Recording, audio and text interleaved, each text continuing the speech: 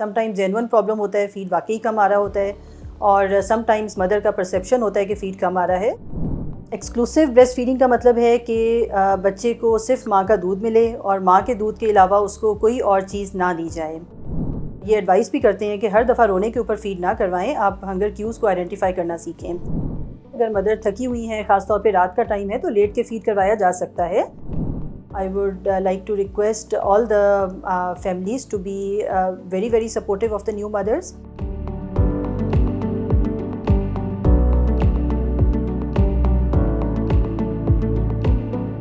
New mothers की most common जो problem है वो उनको ये लगता है कि फ़ीड कम आ रहा है। समटाइम्स जेन्युइन प्रॉब्लम होता है, फ़ीड वाकई कम आ रहा होता है, और समटाइम्स मदर का परसेप्शन होता है कि फ़ीड कम आ रहा है, हालांकि बेबी एडिक्वेटली फ़ीड कर रहा होता है और अच्छी अमाउंट में उसके डाइपर्स भी वेट हो रहे होते हैं, यूरिन अच्छा पास हो रहा होता है, और मदर्स को सिर्फ काउंसलिंग और रीअश्योरेंस चाहिए होती है।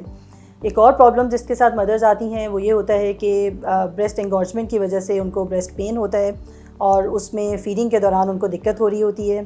अनदर प्रॉब्लम इज़ कि समटाइम्स उनको appropriate position for breast feeding समझ नहीं आ रही होती है, और जिसकी वजह से बेबी को लैच ऑन करने में प्रॉब्लम होती है, और जब बेबी लैच ऑन ठीक तरह से नहीं कर पाता तो फिर ओवरऑल ब्रेस्ट फीडिंग भी कॉम्प्रोमाइज़ होती है। इसके अलावा अक्सर मदर के ये भी सवालात होते हैं कि ब्रेस्ट फीडिंग के दौरान हमें किस तरह की डाइट लेनी चाहिए, कौन सी चीज़ें अच्छी हैं, कौन सी चीज़ें लेनी अच्छी नहीं हैं।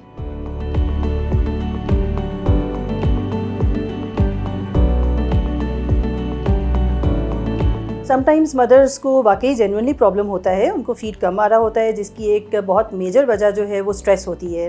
सो स्ट्रेस की वजह से फिर जो हार्मोन्स होते हैं वो अफेक्टेड होते हैं, और उसकी वजह से फिर फ़ीड कम आता है। मैं मदर्स को जनरली एडवाइस करती हूँ, और उनकी फैमिलीज़ जो साथ आती हैं उनको भी एडवाइस करती हूँ कि जो न्यू मदर्स होती हैं उनके लिए पोस्टपार्टम टाइम, जो डिलीवरी के बाद का वक्त होता है, वो एक बहुत स्ट्रेसफुल टाइम होता है। उसमें उनकी बॉडी बहुत सारी चेंजेस से गुजर रही होती है, और वो ज़हनी तनाव का शिकार भी होती हैं, और ये सारी चीज़ें जो हैं वो अल्टीमेटली ब्रेस्ट फीडिंग को कॉम्प्रोमाइज़ करती हैं, और जब ब्रेस्ट फीडिंग कॉम्प्रोमाइज़ होती है तो फिर बच्चा भी एडवर्सली अफेक्ट होता है।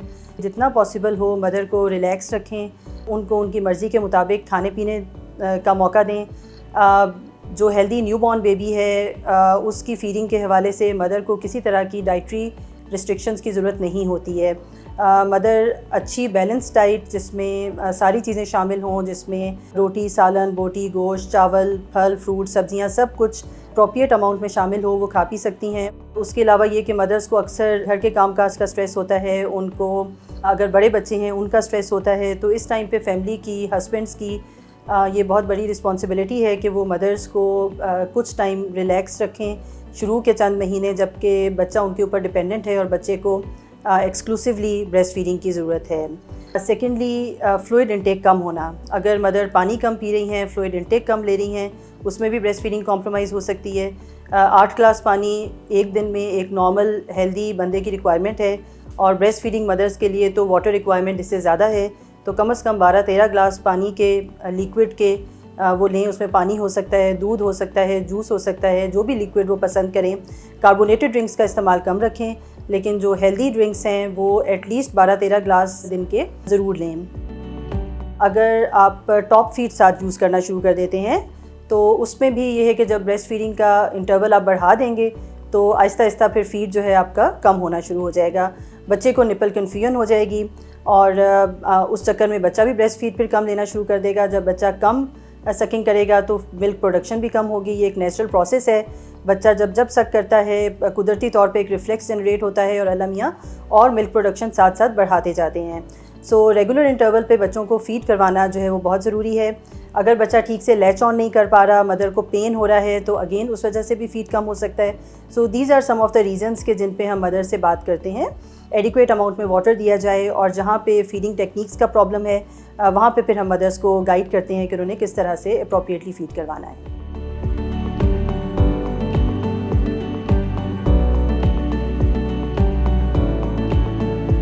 एक्सक्लूसिव ब्रेस्ट फीडिंग का मतलब है कि बच्चे को सिर्फ माँ का दूध मिले और माँ के दूध के अलावा उसको कोई और चीज़ ना दी जाए। एज़ पर रिकमेंडेशंस सब बच्चों को पहले 6 महीने के लिए एक्सक्लूसिव ब्रेस्ट फीड एडवाइस की जाती है, यानी कि पहले 6 महीने बच्चे को माँ के दूध के अलावा किसी और चीज़ की ज़रूरत नहीं होती। जैसे कि उसको फार्मूला मिल्क की ज़रूरत नहीं होती, उसको पानी की ज़रूरत नहीं होती, उसको कहवा, चाय, घुट्टी, शहद, किसी भी तरह की ठोस ग़िज़ा इसकी ज़रूरत पहले 6 महीने में नहीं होती। सो एक्सक्लूसिव ब्रेस्ट फीडिंग मीन्स के आपने बच्चे को सिर्फ मदर फीड देना है फॉर द फर्स्ट 6 मंथ्स देना है, और जब 6 महीने से ऊपर हो जाए बच्चा तो फिर आहिस्ता आहिस्ता उसकी जो ठोस ग़िज़ा है वो इंट्रोड्यूस की जाती है। रिसर्च ये साबित करती है कि जो बच्चे पहले 6 महीने एक्सक्लूसिव मदर फीड करते हैं वो पूरी उम्र दूसरे बच्चों के कंपैरिजन में जिन्होंने टॉप फीड ली होती है ज़्यादा हेल्दी होते हैं, ज़्यादा ज़हीन होते हैं, उनको बीमारियां कम लाहक होती हैं, और ये है कि उनकी ओवरऑल वेल बीइंग जो है वो कंपैरिजन में दूसरे बच्चों के मुकाबले में बहुत अच्छी रहती है।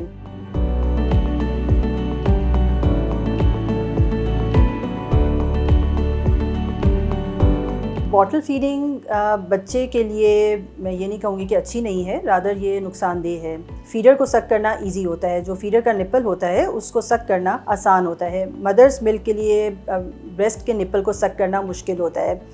जब बच्चे को एक इजी चीज़ पीने की आदत पड़ जाती है तो वो आहिस्ता आहिस्ता फिर ब्रेस्ट फीडिंग को छोड़ते जाते हैं। ब्रेस्ट फीडिंग का जो इंटरवल है वो इंक्रीज़ होता जाता है, और फिर मदर्स ये शिकायत करती हैं कि जब बच्चे को भूख लगी होती है और हम ब्रेस्ट फीड कराने की कोशिश करते हैं तो बच्चा ज़्यादा रोना शुरू कर देता है, ज़्यादा ज़िद करना शुरू कर देता है, और फिर अल्टीमेटली हमें बॉटल देनी पड़ती है।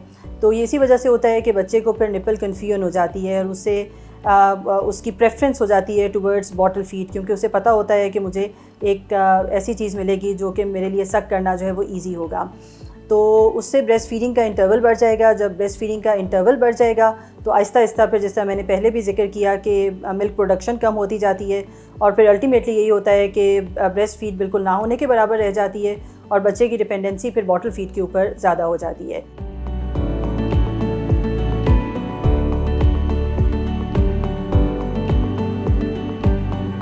न्यूबॉर्न बच्चा ज़ाहिर है बोल के अपने किसी एक्सप्रेशन का इजहार नहीं कर सकता, तो उसको जो भी प्रॉब्लम होगा उसका इजहार वो रो के करेगा। समटाइम्स न्यू मदर्स को बिल्कुल आइडेंटिफाई करने में दिक्कत हो सकती है, और हम ये एडवाइस भी करते हैं कि हर दफ़ा रोने के ऊपर फीड ना करवाएं, आप हंगर क्यूज़ को आइडेंटिफाई करना सीखें। बिकॉज अगर हर दफ़ा रोने के ऊपर आप फीड करवाएंगे तो अल्टीमेटली ओवर फीडिंग होगी, उससे स्पिटिंग ज़्यादा होगी और उससे फिर और ज़्यादा परेशानी क्रिएट होगी। सो हंगर क्यूज़ क्या होते हैं? एक तो ये कि अगर बच्चा वेल फेड है और उसने पेट भर के दूध पिया है तो एटलीस्ट 2-1 घंटे उसको सुकून से गुजारना चाहिए, क्योंकि स्टमक की एक कैपेसिटी है, अगर वो फिल हुआ है तो उसको खाली होने में टाइम लगेगा। सो अगर आपने बच्चे को एडिक्वेटली फीड करवा लिया है और अगर वो 15-20 मिनट बाद दोबारा उठ के रोना शुरू हो गया है तो मोस्ट ऑफ़ द टाइम उसका रीज़न फीडिंग नहीं होगी, उसकी कोई ना कोई और वजह होगी। इसके अलावा ये है कि जब बच्चों की फ़ीड का टाइम हो रहा होता है तो जनरली वो अगर सो रहे होंगे तो थोड़े जागने की कोशिश करेंगे, थोड़े से फसी हो जाएंगे। समटाइम्स अगर आप उनके चीक्स को या लिप्स को टच करें तो वो माउथ ओपन करेंगे। थोड़ा सा जब बच्चा बड़ा हो जाता है, 8-10 हफ्ते का हो जाता है, तो मदर को फॉलो करता है, जिस तरफ उसका फीड रखा होगा उस तरफ देखेगा। तो ये चंद एक क्यूज़ होते हैं कि जिनकी बेसिस पे मदर्स आइडेंटिफाई कर सकती हैं कि बेबी को जो है भूख लगी हुई है।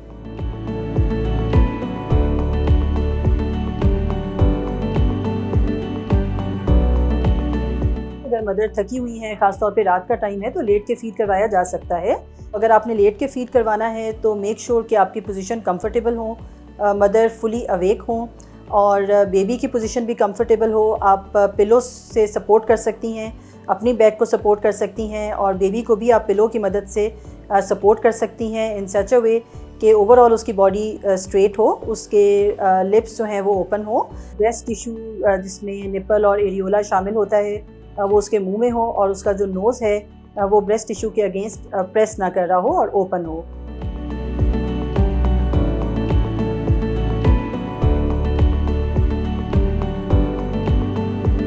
First make your self comfortable.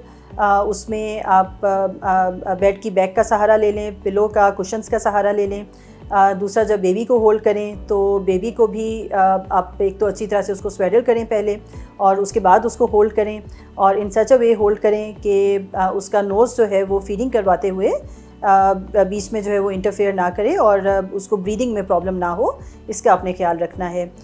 जब आप निपल को टच करते हैं बेबी के लिप्स के साथ तो बेबीज़ रिफ्लेक्सली जो है अपना माउथ ओपन करते हैं। मेक श्योर कि जब वो माउथ ओपन करें तो निपल के साथ साथ एरियोला और ब्रेस्ट टिश्यू का जो हिस्सा है वो भी माउथ के अंदर जाए, और जितनी अच्छी वो बच्चा उस वक्त अपने अंदर उसकी लैच ऑन करेगा उतनी ईज़िली वो फीड कर सकेगा, और मदर को भी फिर बिल्कुल तकलीफ़ नहीं होगी।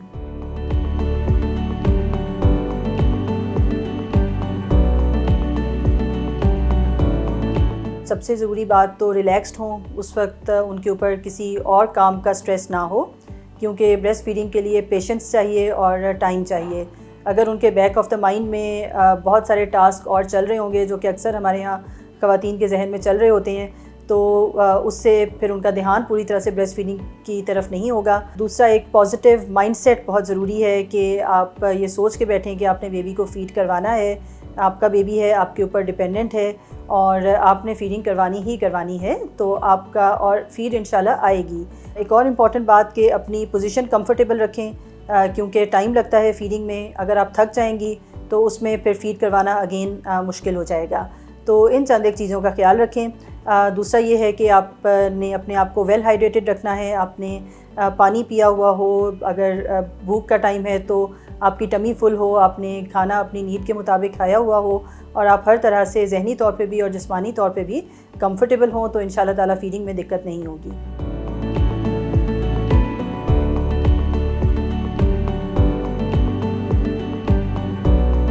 बच्चे जब फ़ीड ले रहे होते हैं तो उसके साथ साथ वो थोड़ी सी एयर जो है वो भी अंदर चली जाती है ना, और उसकी वजह से फिर ये है कि बच्चे को बाज़ औक़ात तकलीफ़ होती है और वो अनईज़ी रहता है जब तक कि उसको बर्प नहीं आ जाता।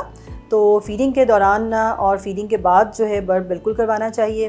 बर्प करवाने के लिए एक तरीका तो ये है कि आप बच्चे को कंधे के साथ लगाएं और उसकी बैक रब करें, और कुछ देर में बेबी बर्प ले लेगा। उसके बाद आप फ़ीडिंग रिज्यूम कर सकती हैं, या अगर बेबी ने फ़ीड ले लिया है तो फिर आप उसे लिटा सकती हैं। दूसरा तरीका ये है कि बेबी को आप सिटिंग पोजीशन में बिठाएं और अपने हाथ के साथ आप बेबी की चिन को और उसके चेस्ट को सपोर्ट करें, और दूसरे हाथ के साथ जेंटली उसकी बैक को रब करें। So this position is also used for burping. तो आपको जो कंफर्टेबल लगे, जो ईजी लगे, उससे आप बेबी को बर्प करवा सकती हैं।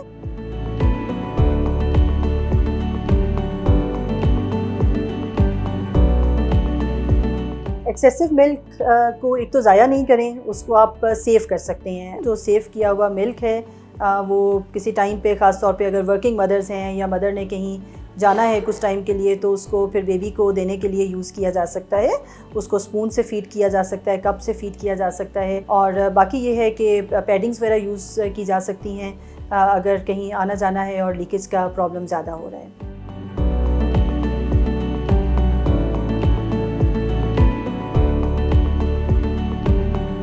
ब्रेस्ट पेन एक तो ब्रेस्ट एंगॉर्जमेंट की वजह से हो जाता है। ब्रेस्ट एंगॉर्जमेंट के लिए है कि वार्म कंप्रेसेस कर सकते हैं, हॉट बाथ ले सकते हैं, ब्रेस्ट का लाइट मसाज कर सकते हैं। समटाइम्स ये है कि बेबीज़ बाइट करना शुरू कर देते हैं बिकॉज़ उनकी पोजीशन ठीक नहीं बन रही होती, तो ऐसी सूरत में भी पेन हो सकता है। बच्चा बाइट कर रहा है तो आप जेंटल तरीके से अपनी फिंगर के साथ जो है उसके गम्स को आप डिटैच करें, और साथ ही है कि बच्चे को अपने साथ लगाएं, कंफर्ट दें, उसको कंसोल करें, और फिर दोबारा से सही तरीके से उसको लैच ऑन करने की कोशिश करें। अगर ज़ख़म हो गए हैं तो उस सूरत में ये है कि जो माँ का दूध होता है वही सबसे बड़ा एक हीलिंग एजेंट होता है ना, तो आप अपना ही मिल्क जो एक्सट्रैक्ट किया हुआ है वो आप उस जगह पे लगा सकते हैं, और वो उससे जो है वो बिल्कुल ठीक हो जाएगा। बाकी अपनी पोजीशन वगैरह जो है वो ठीक रखें, और अगर ज़्यादा प्रॉब्लम हो रहा है तो फिर अपने डॉक्टर के साथ कंसल्ट करें।